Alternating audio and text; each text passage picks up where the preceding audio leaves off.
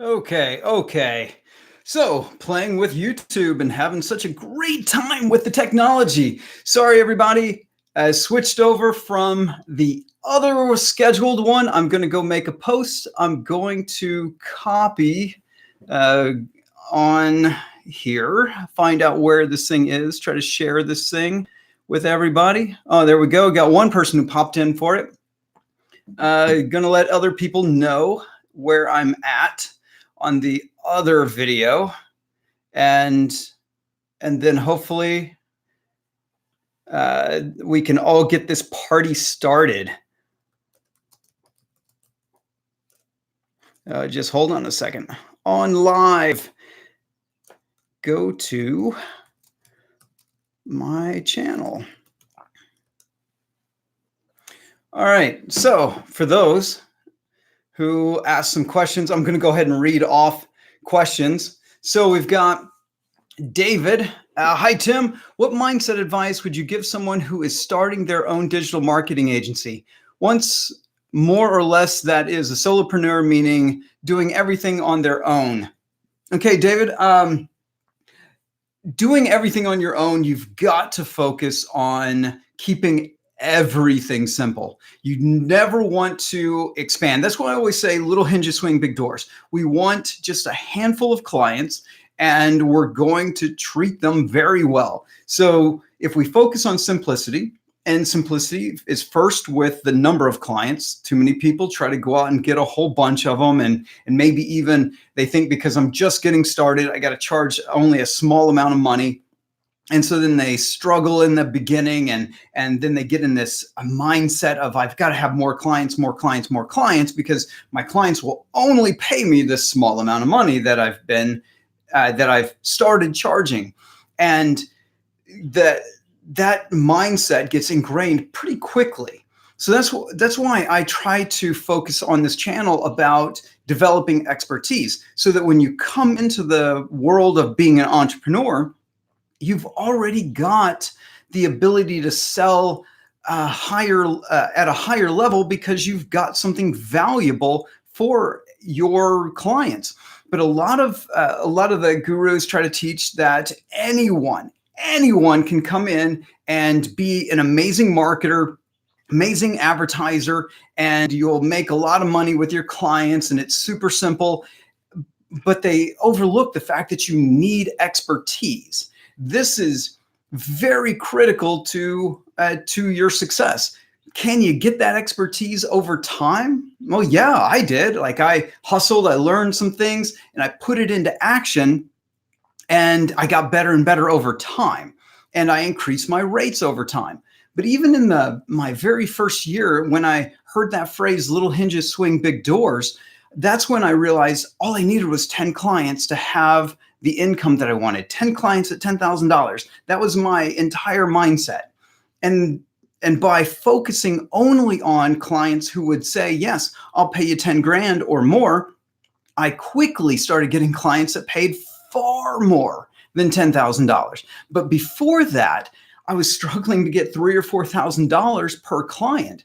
And it was that's the main mindset that I really try to focus on, is gain an expertise and keep a small number of clients. All right.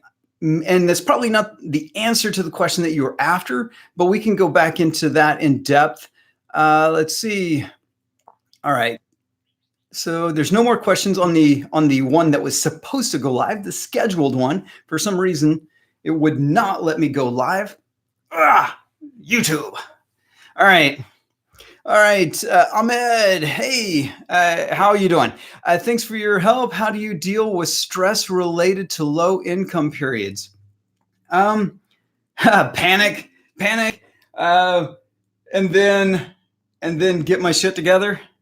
It's like, I freak out. I still freak out. One of my investments, the founder, he's in a period of low income, technically low sales, and it wears down on you. It does wear down on you pretty fast. So there's a few things. We've got there's that whole phrase of the 5 people that you spend the most time with. Like if you hang out with people who believe the world happens to them instead of them happening to the world, then when these periods hit, you'll think it's not your fault. You'll think, oh, the world's beating me down. But what you really need to focus on is how do I take responsibility for this? How do I take responsibility for where I'm at? Because if I've got low income right now, that means I've got low sales. And if I've got low sales, why? What am I doing that is creating low sales? What am I not doing that's creating low sales? Most of the time, and I did a video recently about, and I mentioned how most people that are not getting the number of clients that they want simply aren't doing the work. They're just not actually working really hard at it. So but here's the problem, that mindset issue that you're talking about is when you are panicking, you end up in this downward spiral. And so if you surround yourself with the right people, the right 5 people, when you start going down that spiral, they can kind of slow that descent, and then maybe even help you turn it around, because our mental states are, they can spiral downward quickly. And then we think, oh, there's just nothing we can do about this. And like our mindset and our willpower and everything that makes us just gets really negative. But if we surround ourselves with the right people, and I try to be like one of those people for my audience, is that you can turn this around. If you focus on just a handful of things, you can turn it all around and get that upward spiral. And each day it gets a little better. And that's the main thing to focus on, is first stopping the downward trend, like really owning that, like you're going down because of something that is going on inside your mind. First thing is try to stop that. And if you need to, go talk to somebody about it. Then from there, it's we work on an upward trend. We start exercising. We make sure we eat right so that like our body feels better. And we start looking at our self-talk. Are we saying negative things to ourselves? Well, let's try to start using some positivity. Let's develop a morning routine where we get ourselves energized and talk to ourselves and get us excited about starting the day. That's I don't know if that's the right answer, but it's what I've done over all the years, because I go through these highs and lows. Even still, like I'm almost 50 years old, and I still go through those highs and lows. But I go back to my tools. I go back to the mental tools that I've developed over the years and learned over the years to reverse the trend. When I'm going down, I do my best to reverse the trend and get myself in an upward swing again. Hopefully that helps. All right, Bene, 100 degrees. How do you deal with self-sabotage when it comes to charging high prices? I'm not sure where the self-sabotage in that is, because it could happen before you even speak to a client, where you choose to only do small work. You tell yourself it's small work. But if we're talking about actual sabotage, where you're sabotaging the actual event, and this happens a lot, and I've done it several times in my career, where I'm about to pitch somebody and I lower the price before they ever hear it. I don't even try to negotiate. I'm so afraid of getting the no that I cut the price. And I see it a lot. I've worked with so many agencies over the years, and they do that all the time. Before they've ever talked to the client, they figure out a price and then they lower it because they don't think that prospect will accept that higher price. They don't even try to negotiate. Like that's a simple self-sabotage that can be stopped. But a lot of it is probably your self-talk. And it's one of the reasons why we lower that price, is that we get into this self-talk that says, oh, that client can't afford it. Well, how do you know? You've not even spoken to them. What you're doing is making excuses to prevent rejection, because you're afraid this person's going to say no to you, when in reality you need to start taking control of those no's, and it's you who says yes or no to a client. And if they don't accept the price, then you go, okay, great, go away, because I'm going to go get another one. But where, if you can come back in, where is the self-sabotage actually happening? Let's see, jumping down. Prasanna Gupta, I was pretty much a freelancer till now. I now feel I need to grow, but I'm unsure who should be my first employee. My sister helps me with content, but I need someone for ads, graphics, etc.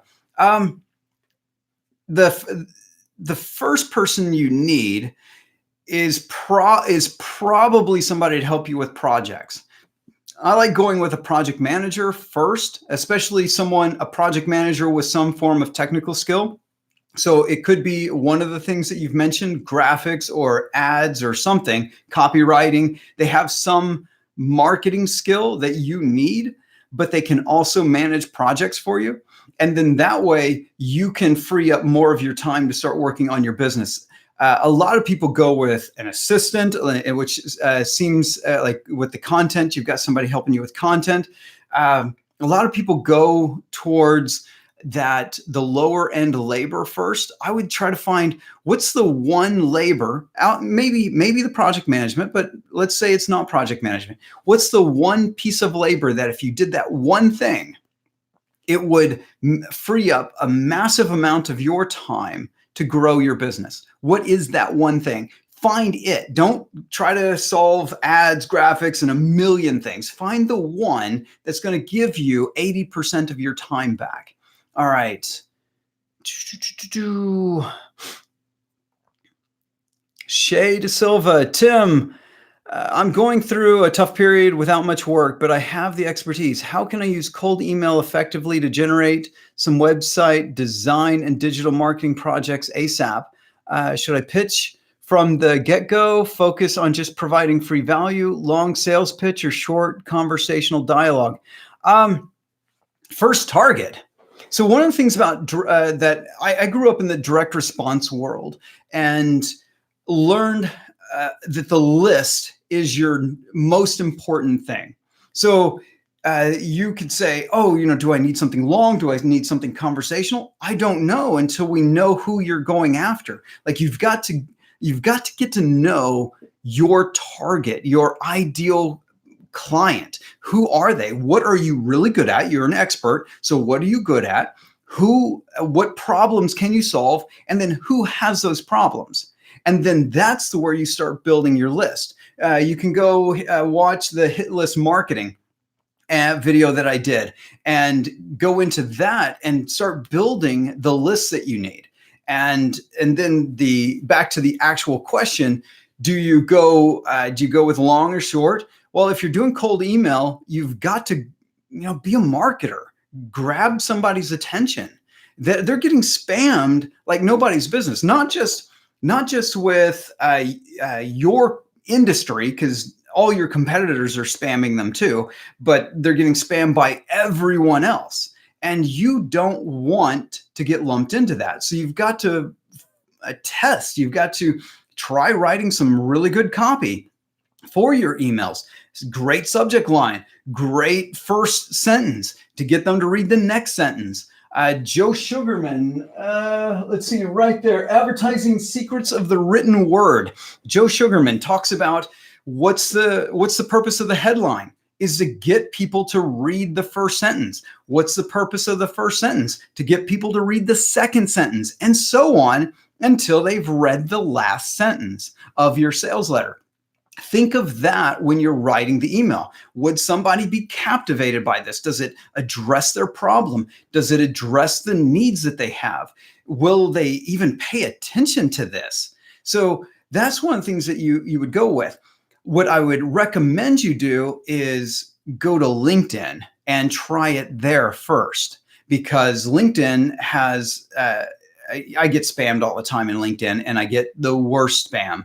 I went through like 4 this morning that is just terrible spam. And I know they're the very first email, the very first connection request, I know for a fact that if I accept them, they're going to pitch me on the very next message. And they're not even going to know anything about me. They've not even researched me.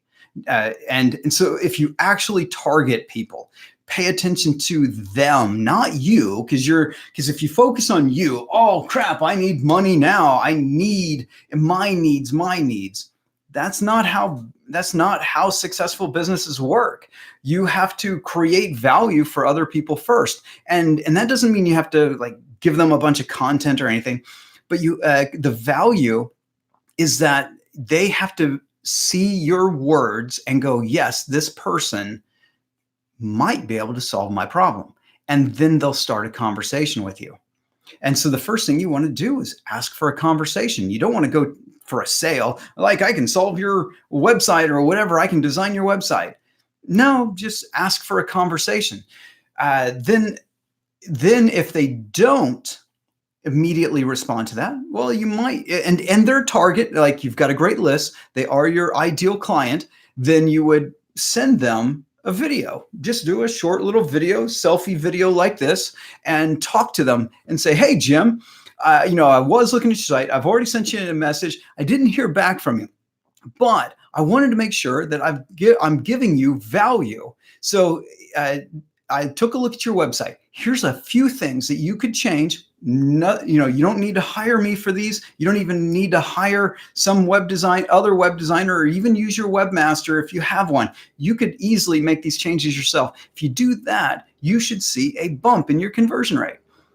And if you are interested in finding out more about how I could help you, then contact me. Just reply back to this email that this video is attached to, right? That's all you have to do. Just start a conversation. Don't go into sales. So just to let everybody know, the temperature is finally broken here in Phoenix, and it's beautiful. The weather is fantastic. So I get my windows open, and I live around a bunch of horse people. We all have gigantic trucks out here, so you'll hear trucks going by. So, all right. And I'll get completely distracted. Even if you can't hear them, my ADD is like, oh, squirrel. So let's see, back to what we're doing. Let's get back into this. Questions. So Tallenberg, to question of who to hire first. What about salesperson? What's your technique for hiring one of those? And do you think it's a good idea? And how would you pay them? We're going through this right now over at Contractor Dynamics. Again, like we've done it a couple of times, and hiring for sales isn't easy. Like everyone struggles on this. Fortune 500 all the way down to us solopreneurs. Hiring a salesperson is pretty difficult. So if you don't have a working sales system, if you don't have a sales system that if you put a lead into it, it turns into a client, and you get a salesperson and you're hoping that salesperson will be able to do some sort of magic and turn a lead into a client, you're going to be seriously disappointed. You need to actually make sure you have a sales system. It's very difficult to do. It's very difficult to come up with a good sales system. Then the other thing that, let the truck go by. All right. The other thing about salespeople is they're going to sell less than the founder. So unless there's something very special about that salesperson, they're almost always going to sell less than you. And if you suck, that means your sales system sucks. Then they're probably going to sell less than you. So you're going to have to make sure you get a lot of leads that they're going to just burn through trying to sell your service. The only other thing that I've seen to bypass this is you're a funded company. You've got a lot of cash and you can go hire an amazing salesperson who builds a sales team and sales system all at once inside the company. If you haven't raised hundreds of thousands of dollars, possibly millions of dollars, then that option's out. So first thing is make sure that if you put in three leads into your sales system, that at least one of them becomes a client. And it's just like clockwork, 3 in, 1 out, 3 in, 1 out. then you can hire a person, even an experienced salesperson. You're going to have to train them on this system. And then later they can try to improve that system. Hopefully that helps. All right. That's weird. Dwight, YouTube does not like your question. I'm going to show that. All right. Let's see. I am losing my place. I love having these questions. I was doing these lives on Sundays, and I just love getting the questions. I had like all the stuff I was going to talk about, then had technical difficulties, and so we just went right into questions. And these are really good questions. Let's see. Tullenberg, there we go. I am back where I'm supposed to be. Manuel, hi Tim, what's up? How long does it take to actually make the first dollar when you just started learning about social media marketing? As SMMA, social media marketing agency. If you're starting from level 0, you have no expertise, you don't know how to do marketing, you don't know how to do advertising, probably a long time. You could get lucky, can be really charismatic, develop real trust and rapport with somebody, and they just give you a shot. They're like, I think you're a great person. I will give you a shot. I had that early in my career, had a few people who were just like, I think I'm going to waste my money here, but you're a good kid. I'll try you out. And I busted my butt to make sure that I did something great for them. And I got lucky. And so you could get lucky where someone just takes a chance on you.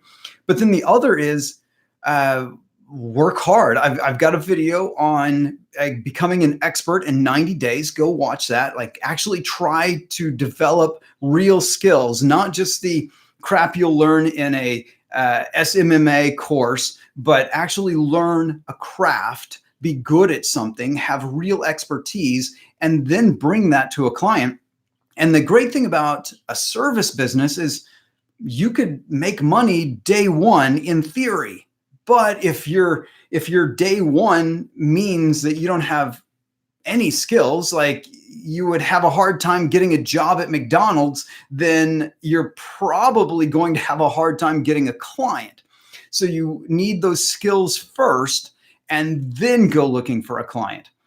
But if you've already got expertise, like one of the questions earlier, so like I'm already an expert. Okay, well then from there, you're not starting at level 0, you're starting at level 1. At level 1, then the whole focus is I need to get a client. I need to prove this to myself to get that first dollar. So I don't know where you're at, but if you already have expertise, then you need to go find a person to give you money. That could happen in day 1.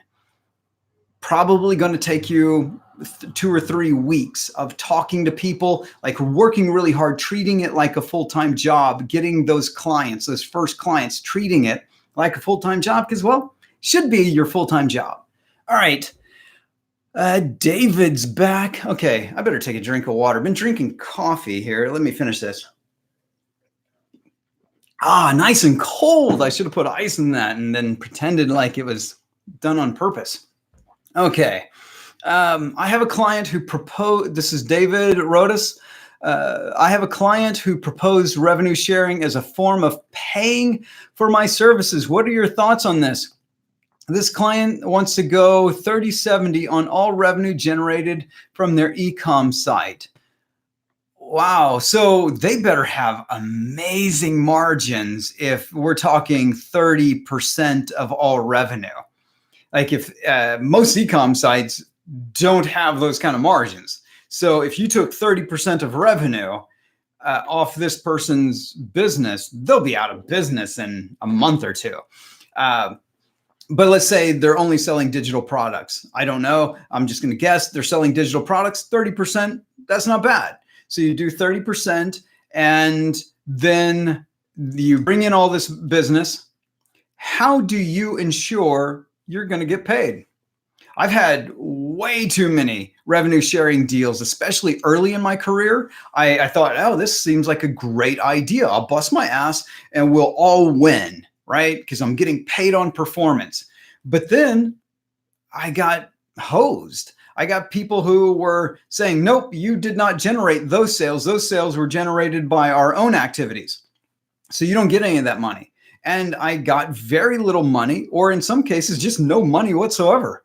And it's like, oh, do I go sue them and go through that whole lawsuit process? Oh, I didn't have very good contracts to be able to ensure that I could win in court. So if you're going to do a revenue sharing, one, go talk to an attorney, get a great contract, and then have a clause in that contract that lets you audit their books. And then a clause that's going to show how you're going to get paid. Don't let it stack up. Don't get paid 30 days or get paid 90 days out. Like we're going to work for 90 days and then get paid. No, you need to get paid as the sales come in. Otherwise, you are going to put a lot of money at risk, and then you're going to spend your time in court. If you're early in your career, just don't do it. Unless you can truly trust this person. You're like, you guys are tight. Like, and even then, when the money gets big, the people's true colors come out. There's a book called Winning Through Intimidation by Robert Ringer. You should read it because it goes into all the different ways that good people justify not paying you. So I would read that before you go any further. Let's see. Bola, I want to transition from being a freelance photographer into a creative brand agency for local businesses. What do you suggest I do first? Well, are you good at doing a brand strategy? Are you good at those things? If not, well, then you can still make the transition. You've got some creative skills. First thing I would do is start tweaking my photography portfolio to showcase creative stuff that you've done for businesses. So if you've shot products, well, then start putting those product shots into something that would look interesting. Start augmenting reality by highlighting the things in your portfolio that a business would care about. That's where I would start.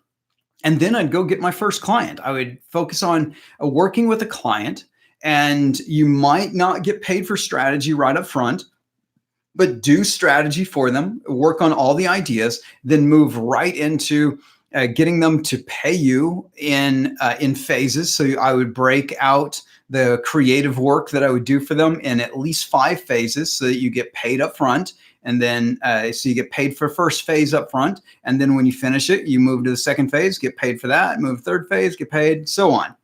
Right? So you're never deep in their pocket, like some of the advice of get 50% up front. Well, 50% of the project, you're deep inside that client's pocket, their bank account early, and they're unhappy with that situation. But then when you get to that 50% mark and they need to pay you the next 50%, that's when the client starts to drag things out. So now the balance is flipped. They owe you money, and meaning they're deep in your pocket, they're deep into your bank account.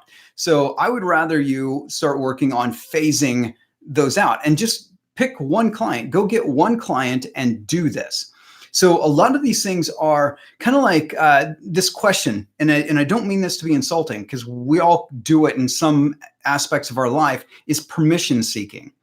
Like asking this question about making that transition, you probably already have an idea of what you can do, what you're capable of. You already have an idea of what you'd probably do to get started. Well, what I want you to do is take that theory, this idea, and just go see what happens in the real world. Let people say no to you, because at some point you're going to get somebody to say yes. That's where I would start. Like most of this mindset stuff is around just getting started, letting the real world knock you upside the head a few times. and just coming back, you get knocked down, just come right back at it. That's the biggest part of this mindset of building a multiple six-figure or even multiple seven-figure, like some of my clients, building these kind of agencies, or even solopreneur, building that kind of money takes a lot of just test it. Like see if you can get somebody to give you the money, and then figure it out. Like do everything in your power to make it successful, to make sure that that client is super happy. All right, let's keep scrolling. Mail here, mail. All right, hope you remember how to catch hold of clients overseas. Thanks. How to catch hold of clients overseas. Do you mean your clients are somewhere other than your country? I'm not even sure where your country is, but they're in a different country. Well, then we have technology. It's like if you're in another country right now, I'm in the United States, Phoenix, Arizona, United States. I don't know where you're at, but I've got clients in Australia. I've got clients in Europe. I've got clients everywhere, and this is it. Like what I'm doing right here, right now, is not much different than what I do with my actual clients. So you have the technology, you're online, getting those clients really isn't much different than getting somebody in your own country. Language is the biggest one, making sure that you can communicate in a great, in a mostly fluent manner. It doesn't even have to be perfectly fluent, just mostly fluent. That's one of the biggest things. And time zones, being able to interact with your prospects on their time zone. That's one of the biggest barriers. One of the biggest barriers for a lot of my clients who have teams spread around the world is the time zones become a big barrier to successful services for their clients. Let's see. Michael, I write industrial automation software for large companies. I have a Fortune 500 company that says I'm too small, even though I have a history with them. How to get around that too small problem? I love this question because that's an advanced question. I don't get a lot of those on here. An advanced question. You're too small, meaning how do you ramp up for their needs? So when they tell you you're too small, and then you need to know why. What do they actually need that you're not big enough for?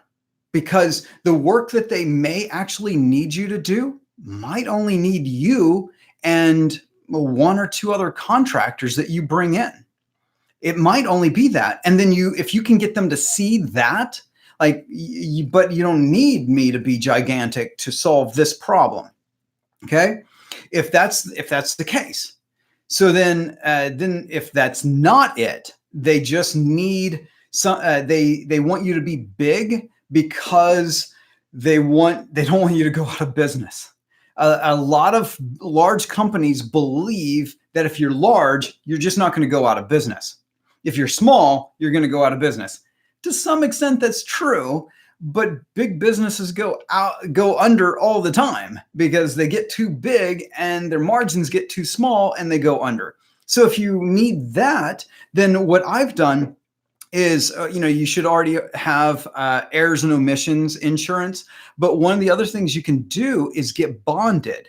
So if you get a bond for, say, $1 million or $2 million, not cheap, but if you get a bond for that, you can overcome some of the you're too small issue.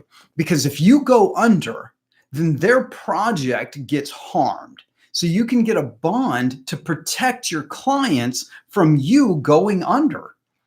So if you go under and their project gets put behind and they're going to lose money, then you can have this bond that helps cover this. So that's one way of doing it. But a lot of it is just psychological. You got to find out why they think you're too small. And then in a world where you can ramp up like this, like being that you're already working with large companies, you must have a network of other people who have skill sets like you. If not, work on that, because that way you can find contractors that you can scale up with the project for your client, and just say, that's what I can do. Now, if you put all that together, the bond, the scaling, the psychological, like their why are they worried about you being too small? You put all that together, then you should be able to get that account. If you can't get that account, well, then it's time to go take that same stuff and hustle on to the next account. Not all of them are going to be willing, because large companies, as you know, are not big on risk taking. So what you need to do is find all the different ways to mitigate their risk, because that's how they see you. All right. Hopefully that was helpful. Can a marketing agency be a cash flow asset? Dude, so this is Dwight. Can a marketing agency be a cash flow asset? That's why I invest in them. So inside baseball, a little meta here. The reason I do this podcast is to find gems. I do this video here. I do all the content that I create. It's because I'm looking for gems to invest in. They're amazing cash flow if they're managed properly. Unfortunately, a lot of people don't manage them properly. That's the downside. So I have to, filter through a lot of people that I could never invest in, but I find one or two and it's just like, this is great, because then it's just cash flowing into the bank. Can I sell them for much? Not really. That's the downside of agencies, is that they don't sell for large multiples. You've got to get really big. Like one of my clients, and I did a video and I thought about making a series, but it didn't get very many clicks. So I didn't make a series out of it. So it didn't get very many views, which is a client who wants to get to $10 million. So he's at like 1.5 right now, and he wants to get to 10. So we're going to try to achieve this in less than 3 years. So the work to go from 1.5 to 10 million. Why 10 million? Because it's probably where he has to hit with his margins to be able to sell for $10 million. That's his objective.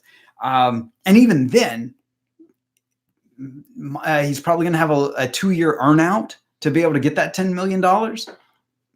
Probably going to talk to a lot of people who will just never buy. They'll waste a lot of his time. And even then, may not get $10 million. He may have to get bigger than that to be able to get $10 million. So, but cash flow, monthly cash flow, it's why I'm here. It's why I am here. All right, let's keep scrolling. Let's see, man. Let's see. Everyday DIY. How to balance life and a new business, especially when you are still in school and you practice sports. No balance. Like entrepreneurship, excellence. Let's just drop entrepreneurship. Sports. You practice sports. You're in school. Excellence. Being excellent, you got to pick which one you want. Which one do you want to be excellent at? So a friend of mine who ended up selling his business for $135 million. And I was almost in that company. Long story, but he ended up selling that business. He started it from his dorm room in college. So what he did was he just gave up on being excellent at school. He just didn't want to fail out. He ended up getting decent grades, but a lot of B's, no, I don't think he got maybe 1 or 2 A's in easy classes or something, but he didn't put any effort into school and put all of his effort on building that business. So if you want excellence, then you can't have balance. Like it just doesn't exist. You look at all the best athletes in the world, they're not balanced. They have no balanced life. Their life is their sports. So, but if you're not looking for, and this is where you got to be honest with yourself. Are you okay with being mediocre? Are you okay with being mediocre in school, being mediocre in sports, being mediocre in business? If you are, well, then you can be balanced. And that's it. All right. Let's see, Brad. Why is it that millennials all want to own an agency but have little or no experience instead of spending a couple of years learning the business? Or am I just getting too old? Probably just getting too old, because I see it with older people too. You're just seeing a lot of young people on this.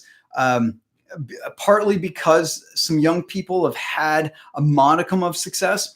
Because when you're 18 to 24 years old and you make $9,000 a month, yeah, you might be busting your ass. You might be churning clients left and right. But as long as you keep getting a handful of clients to replace the ones that you lost, $9,000 at that age that's a lot of money.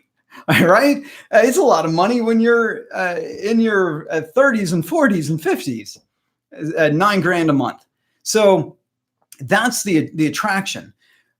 A lot of the people preach that it's easy, that you can just getting a few clients is easy. Technically is to get a few clients. It is technically easy. Keeping them is very hard, because you got to be good. You got to be able to get them results. And that's the hard part. So you can learn the skills along the way.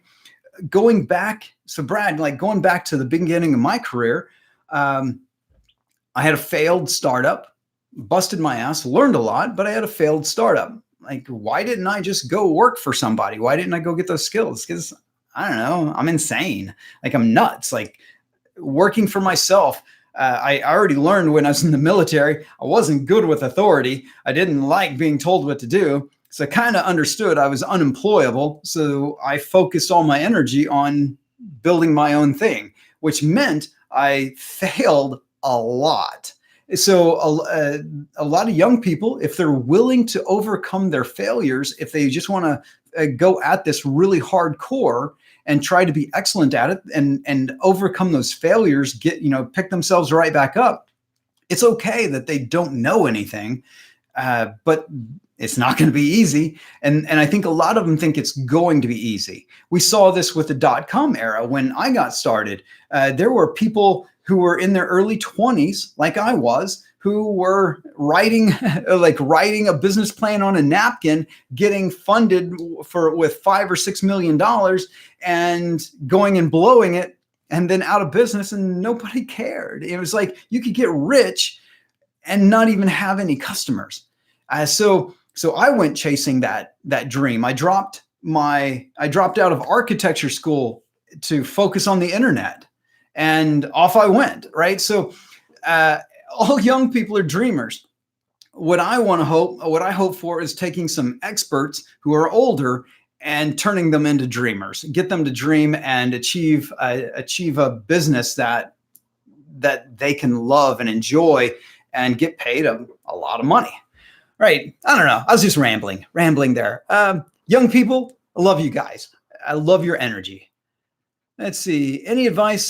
So Alejandro, any advice on video marketing, especially animated content production?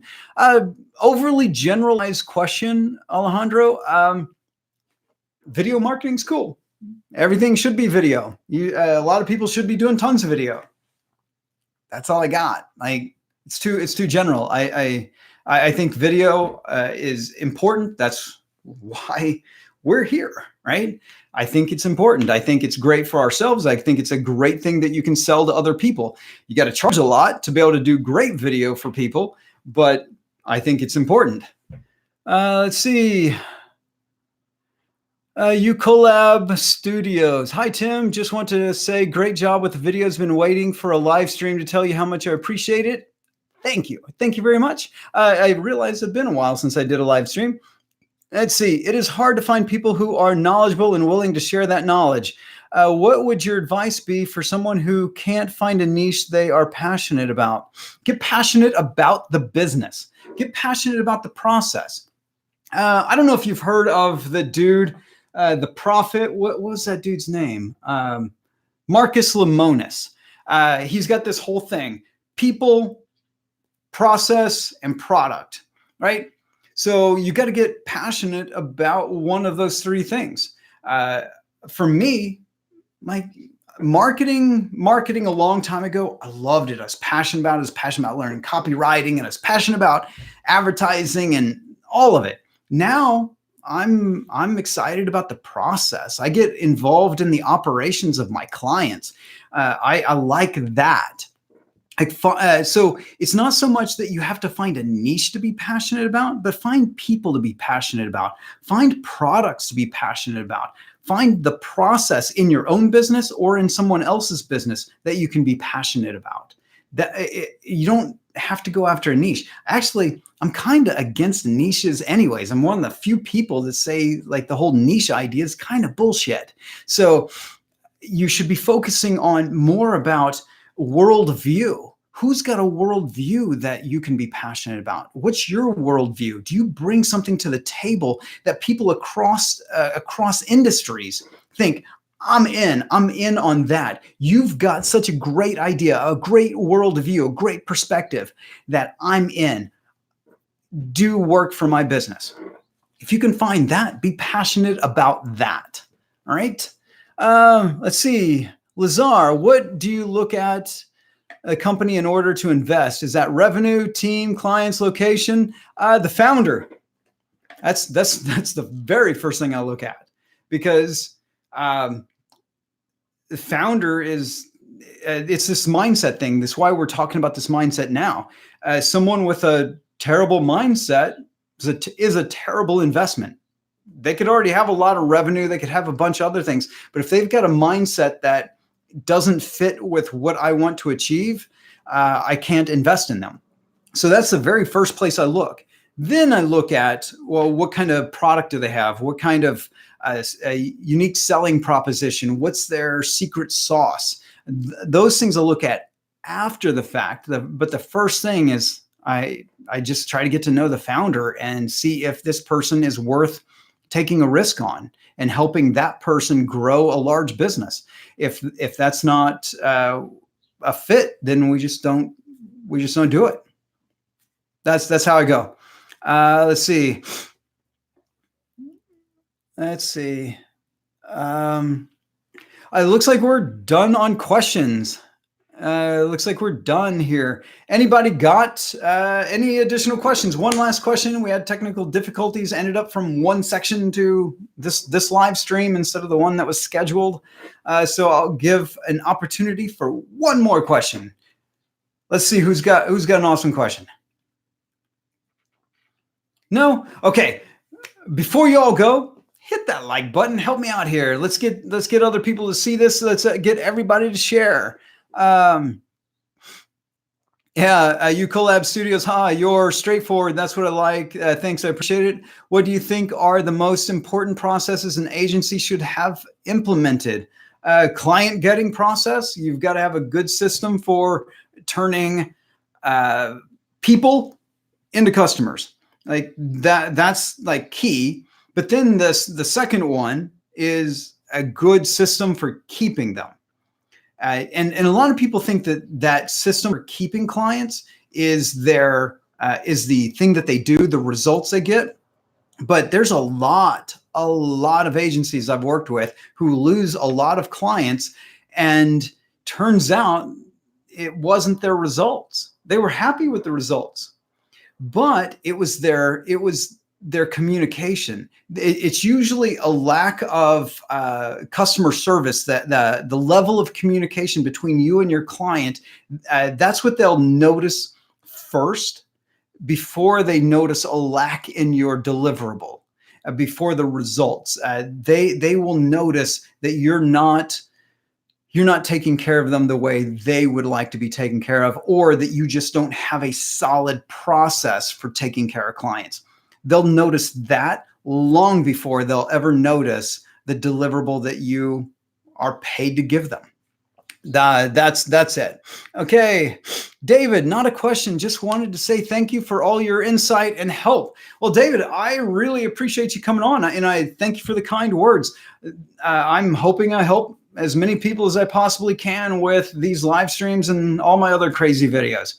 So everybody, thank you. Thank you for attending. And hopefully you found this helpful, and I'll talk to you guys in the next video.